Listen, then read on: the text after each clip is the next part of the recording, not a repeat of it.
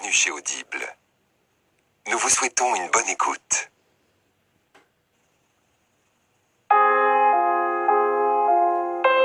Audiolib présente Lumière noire de Lisa Gardner, lu par Colette Saudoyer.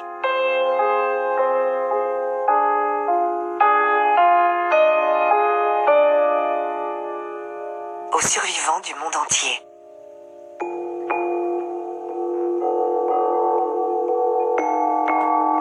Chapitre 1.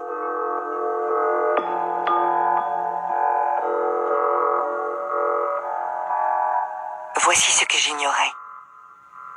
Quand on se réveille pour la première fois enfermé dans une caisse, dans le noir complet, on se dit que ce n'est pas possible. On essaye de repousser le couvercle, bien sûr. Normal. On frappe les côtés avec ses poings. On martèle le fond avec ses talons. On donne des coups de tête, encore et encore, même si ça fait mal. Et on hurle. On hurle. On hurle. On hurle indéfiniment. Nez qui coule, torrent de larmes, jusqu'à ce que les cris s'enrouent, se réduisent à des hoquets. Alors on entend des bruits étranges, tristes, pitoyables. Et c'est au moment où l'on réalise que ces bruits viennent de soi, qu'on comprend la situation, qu'on comprend vraiment ce qui se passe. Et je suis enfermée dans une caisse. Les parois des caisses en pin ne sont pas tout à fait lisses. Par exemple, il se peut qu'on y ait grossièrement percé des trous pour l'aération.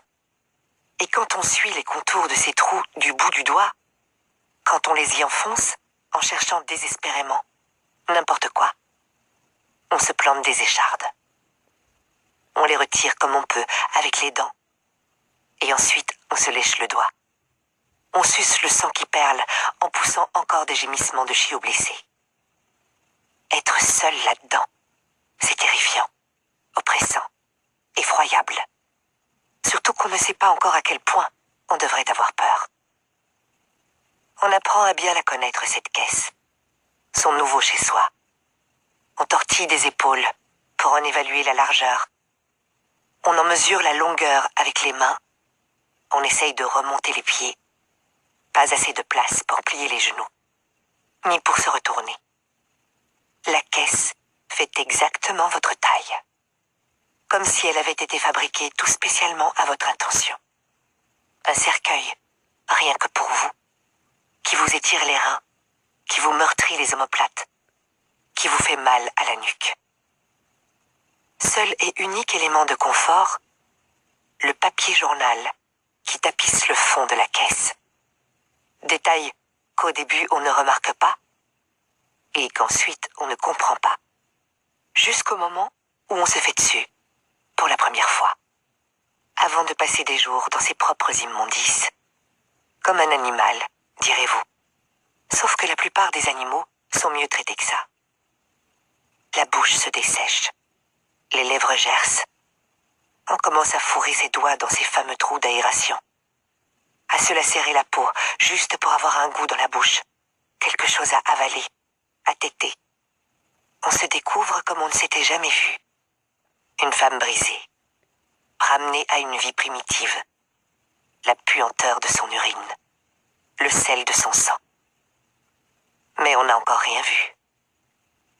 Quand enfin, on entend des bruits de pas, on n'y croit pas. On se dit qu'on délire, qu'on rêve. On n'est qu'une pauvre loque, une minable, la dernière des imbéciles qui ne peut s'en prendre qu'à elle-même. Mais regarde-toi un peu. Et pourtant, le cliquetis d'un cadenas de l'autre côté de la paroi, à quelques centimètres de son oreille. Peut-être qu'on se remet à pleurer, ou que du moins on le ferait, si on n'était pas complètement déshydraté. La première fois qu'on voit le visage de celui qui nous a fait ça, on est soulagé, heureuse même.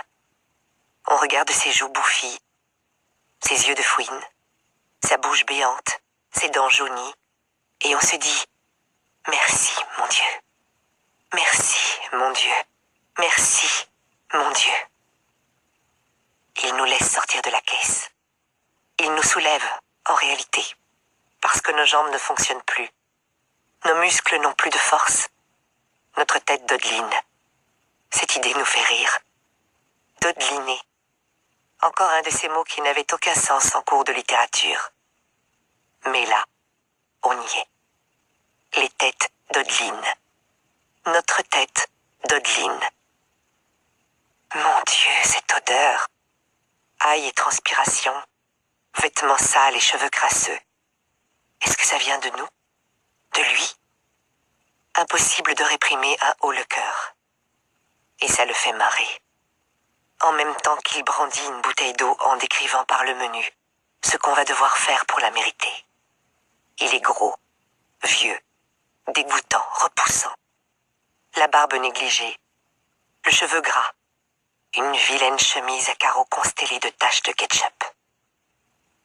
En temps normal, on serait trop bien pour lui. Fraîche et pimpante, jolie comme un cœur.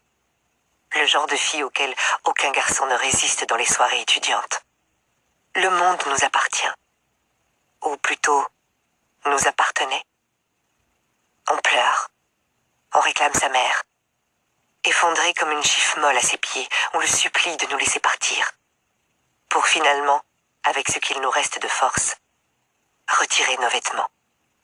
On le laisse faire ce qu'il veut. On crie, mais on a la gorge trop sèche pour émettre le moindre son. On vomit, mais on a l'estomac trop vide pour rendre quoi que ce soit. On survit. Et plus tard, quand il nous donne enfin cette bouteille d'eau, mais pour nous la renverser sur la tête, on n'a pas honte de lever les mains pour récupérer autant de liquide que possible. On le lèche sur ses paumes. On l'aspire dans ses cheveux huileux, répugnants. On attend qu'il soit distrait pour sucer la tache de ketchup sur la chemise qu'il a balancée sur le côté. Retour dans la caisse. Dans la caisse, avec un grand C. Le couvercle retombe lourdement. Le cadenas se referme avec un bruit sec. L'homme abject s'en va. Et il nous laisse de nouveau seuls. Nus, meurtris, en sang, sachant désormais des choses qu'on n'aurait jamais eu envie de savoir. On murmure « Maman ». Mais ce monstre-là est bien réel. Et plus personne ne peut rien faire pour nous sauver. Voilà ce que j'ai appris. Il n'y a pas grand-chose à faire, enfermé jour après jour dans une caisse en forme de cercueil. En fait, il n'y a qu'une chose qui vaille la peine d'être imaginée. Ressasser, méditer à chaque minute qui passe, une heure de cauchemar après l'autre, une idée qui vous permet de tenir, une obsession qui vous donne de la force. Vous la trouverez, vous l'affinerez, et ensuite, si vous me ressemblez un tant soit peu, vous ne la lâcherez plus. La vengeance. Mais faites attention que vos désirs ne se retournent pas contre vous. Surtout si vous n'êtes qu'une pauvre idiote enfermée dans un cercueil.